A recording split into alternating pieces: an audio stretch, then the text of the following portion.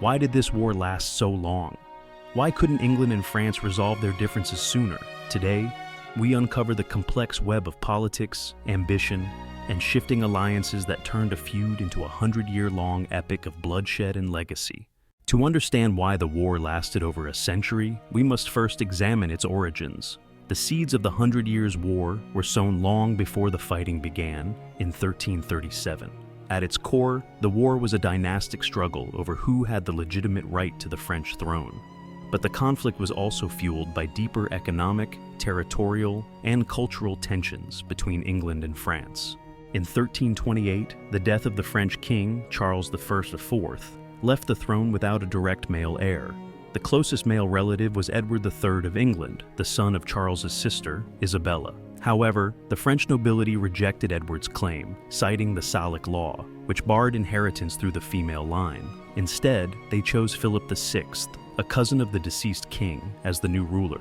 This decision enraged Edward III, who believed his claim was stronger. His resentment simmered for nearly a decade before erupting into open war. Territorial disputes also played a significant role in escalating tensions. England controlled large portions of land in France, including Gascony and Aquitaine, which were economically vital regions. These territories were a source of wealth and prestige for the English crown, but they also created friction with the French monarchy, which sought to consolidate power within its borders.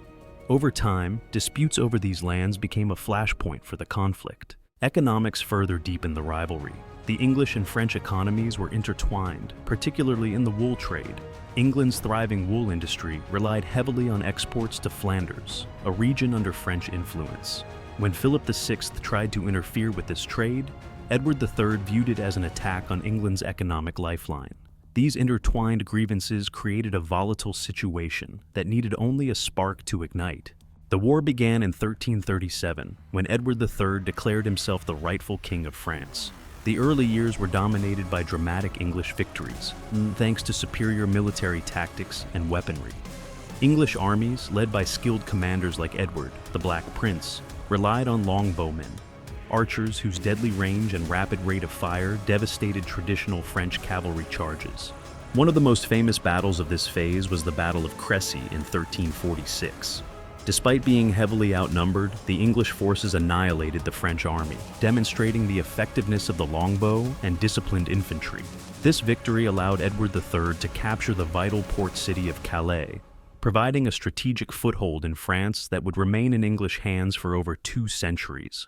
The Treaty of Bretigny in 1360 marked a temporary pause in hostilities. Under its terms, England gained significant territories, including Aquitaine, in exchange for renouncing Edward's claim to the French throne. However, the treaty failed to address the underlying causes of the conflict, leaving tensions unresolved. When French King Charles V sought to reclaim these territories a decade later, the war resumed with renewed ferocity.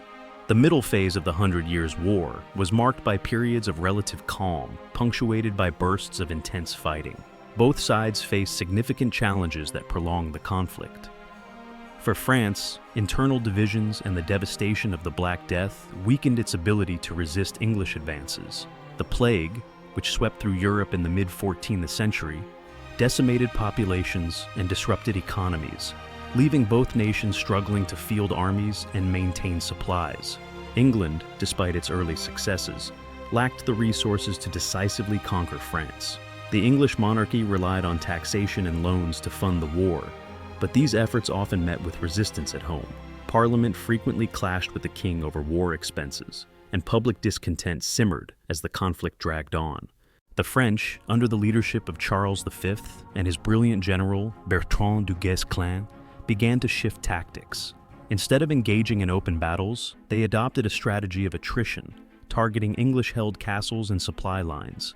This guerrilla-style warfare, combined with political maneuvering to isolate England diplomatically, gradually eroded English gains. The resumption of full-scale hostilities in the early 15th century saw a resurgence of English ambition. Under King Henry V, England achieved one of its most famous victories at the Battle of Agincourt in 1415. Outnumbered and outmatched, Henry's forces used the longbow to devastating effect, inflicting a crushing defeat on the French. This triumph reignited English hopes of conquering France and securing the throne, but it also set the stage for further escalation. By the 1420s, England appeared to have the upper hand. The Treaty of Troyes in 1420 declared Henry V the heir to the French throne, disinheriting the Dauphin, Charles VII. Henry's marriage to Catherine of Valois further solidified this claim. However, Henry's untimely death in 1422 left his infant son, Henry VI, as king of both England and France, a precarious position that invited instability. The tide of the war began to turn with the rise of Joan of Arc, a peasant girl who claimed to have received divine visions, instructing her to support Charles VII and drive the English out of France. Joan's charisma and conviction galvanized French forces, inspiring them to rally around their disinherited king. Her leadership during the Siege of Orleans in 1429 marked a turning point, as French forces broke the English siege and began reclaiming lost territory. Joan's capture and execution by the English in 1431 did not halt the French revival. Under Charles VII, France reorganized its military and improved its taxation system, enabling it to field more effective armies. Advances in artillery technology gave the French an advantage in siege warfare, allowing them to retake key fortresses and towns. By the 1450s, England had lost nearly all its territories in France, except for Calais. The 100 Years' War endured for over a century due to a combination of factors. First, the dynastic dispute over the French throne created a conflict with no easy resolution. Both England and France saw their claims as legitimate and were unwilling to compromise, making peace elusive. Second, the fragmented nature of medieval politics complicated the conflict. France was not a unified nation-state, but a collection of semi-independent duchies and regions.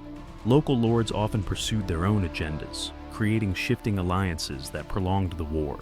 Similarly, England faced internal challenges, including the War of the Roses, a civil war that further drained its resources. Third, the economic and military realities of the time made decisive victories rare. Medieval armies relied on expensive and logistically complex campaigns, and the devastation of the Black Death further strained resources. The lack of a standing army in both nations meant that wars were fought in bursts, with periods of truce and negotiation interspersed with renewed fighting. Finally, the war became self-perpetuating. Generations of English and French leaders were raised in a context of mutual enmity, viewing the conflict not as a temporary crisis, but as an existential struggle. Propaganda on both sides fueled nationalistic fervor, making it difficult for leaders to justify concessions without appearing weak. The 100 Years' War profoundly reshaped both England and France. For France, the war marked the end of feudal fragmentation and the rise of centralized monarchy. Charles VII's reforms laid the groundwork for France's transformation into a powerful, unified state.